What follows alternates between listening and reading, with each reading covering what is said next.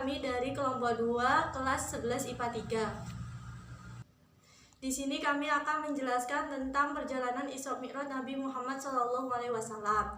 Sebelum itu, izinkan kami untuk memperkenalkan kelompok kami. Nama saya Ahmad Fadli Al-Hasbi, absen 5. Nama saya Aidin Ardiansah, absen 6. Nama saya Anik Maufiro, absen 9. Nama saya Apriliana Ningsih, absen 10. Nama saya Arya Sabahri, absen 12. Di sini saya akan menjelaskan tentang arti Isra Mi'raj. Seperti yang kalian ketahui, Isra Mi'raj ialah peristiwa maha dahsyat yang dialami oleh Rasulullah SAW, yang tak ada seorang pun yang mengalaminya sebelumnya, yaitu menempuh perjalanan seperkilat lalu naik ke langit hingga Sidratul Muntaha. Banyak peristiwa yang dialami Rasulullah sewaktu Isra Mi'raj, sejak pemberangkatannya hingga kembali. Apa saja itu? Bagaimana kisahnya dan hikmahnya? Serta ibrah apa saja yang bisa dipetik, berikut penjelasannya. Sedangkan arti Isra Mi'raj menurut Syekh Wahbah Az-Zuhaili dalam tafsir Al-Munir menjelaskan tentang yaitu Isra atau surah. Artinya adalah perjalanan di malam hari.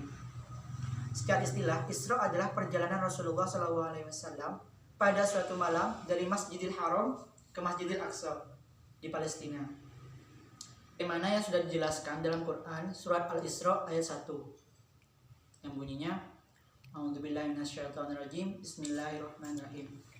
Subhanalladzi isra bi 'abdihi lailan minal masjidil haram ilal masjidil aqsa alladzi barakna hawlahu linuriyahu min ayatina innahu huwas samiul basir. Yang artinya adalah Maha Suci Allah yang telah memperjalankan hambanya pada suatu malam dari Masjidil Haram ke Masjidil Aqsa, yang telah kami berkahi sekelilingnya agar kami perlihatkan kepadanya sebagian dari tanda-tanda kebesaran Allah. Sesungguhnya Dia adalah Maha mendengar lagi Maha mengetahui.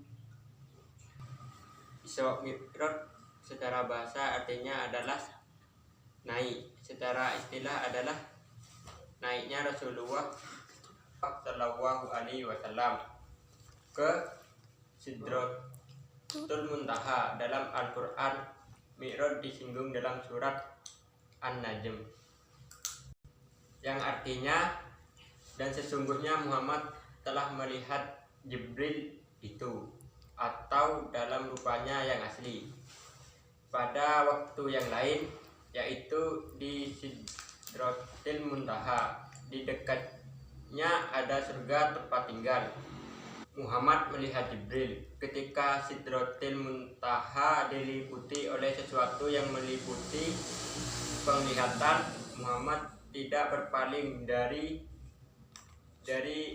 itu dan tidak pula melampauinya.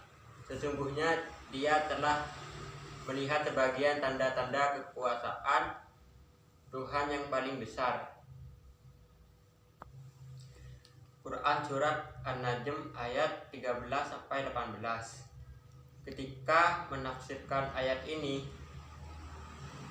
Syekh Wahbah Az-Zuhaili menjelaskan bahwa Sidratul Muntaha adalah tempat tertinggi di langit yang menjadi batas ujung pengetahuan dan amal aktivitas para makhluk. Tidak seorang pun atau makhluk pun mengetahui apa yang ada di belakangnya. Syekh Safiyur-Rahman Al-Mubarak Fikri dalam Sirah Nabawiyahnya Ar-Rahiqul Makmum menjelaskan 6 pendapat kapan terjadinya Isra Mi'raj. 1. Peristiwa Isra terjadi pada tahun ketika Rasulullah mendapatkan wahyu pertama. Ini merupakan pendapat At-Tabari 2. Isra Mi'raj terjadi 5 tahun setelah Rasulullah diutus menjadi nabi. Pendapat ini dikuatkan oleh An-Nawawi dan Al-Qurtubi. 3. Isra Mi'raj terjadi pada malam 27 Rajab tahun 10 kenabian. Pendapat ini dipilih oleh Allamah Al-Mansuri.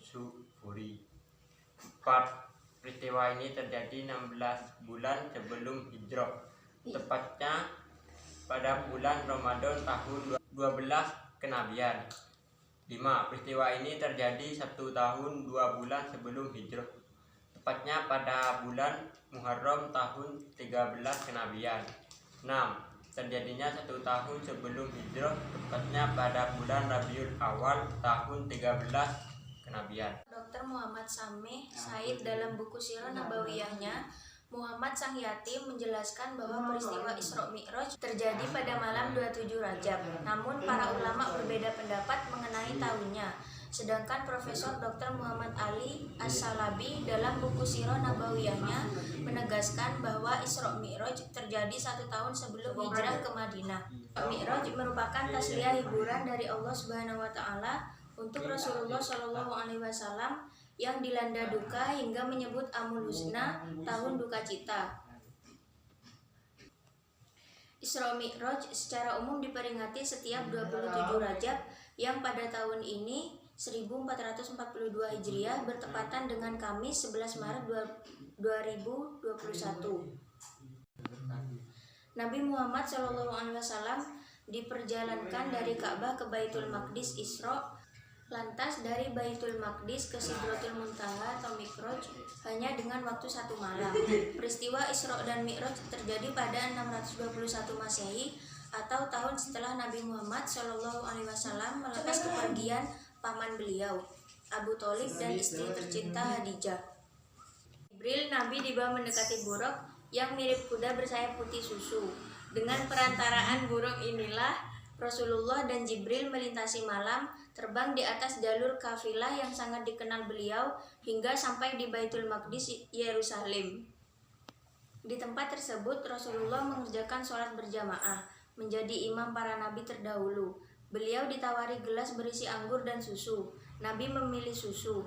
Dari Baitul Maqdis, Nabi Muhammad SAW melakukan Mi'raj melampaui ruang dan waktu, melintasi 7 langit dan bertemu dengan beberapa nabi terdahulu, yaitu Adam di langit pertama, Isa di langit kedua, Yusuf di langit ketiga, Idris di langit keempat, Harun di langit kelima, Musa di langit keenam, dan Ibrahim di langit ketujuh. Nabi Muhammad SAW akhirnya tiba di Sidratul Muntaha, simbol puncak pengetahuan yang mungkin dicapai oleh makhluk. Segala sesuatu di atasnya adalah misteri tersembunyi yang hanya diketahui oleh Allah semata. Mi'raj dan perintah sholat. Bahkan perjalanan lintas dimensi dari Masjidil Haram Mekah Al-Mukarramah menuju Baitul Maqdis Yerusalem berlanjut menuju Sidratul Muntaha hanya dalam waktu semalam. Sang Nabi melaksanakan perjalanan malam bersama Jibril alaihi wasallam dengan mengendarai buraq atau mirip kuda bersayap putih susu. Saat itu di Baitul Maqdis Rasulullah SAW melaksanakan sholat berjamaah sekaligus menjadi imam pada para nabi terdahulu.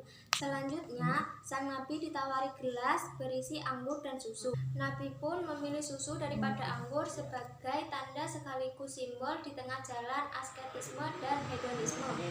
Di Sidratul Muntaha, Nabi Muhammad SAW mendapat perintah dari Allah Subhanahu wa taala untuk melaksanakan sholat 50 kali dalam sehari semalam. Selanjutnya ia turun dan kembali berpapasan dengan Nabi Musa alaihi wasallam. Saat itu Nabi Musa bertanya kepada Nabi Muhammad tentang jumlah kewajiban sholat dan menyampaikan jumlah sholat terlalu berat bagi umat Muhammad yang dinilai lemah.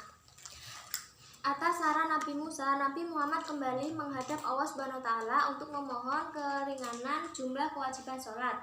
Bahkan saat kembali bersua Nabi Musa, Nabi kembali diminta untuk menghadap untuk memohon keringanan hingga akhirnya mendapat kewajiban sholat hanya 5 kali dalam sehari semalam.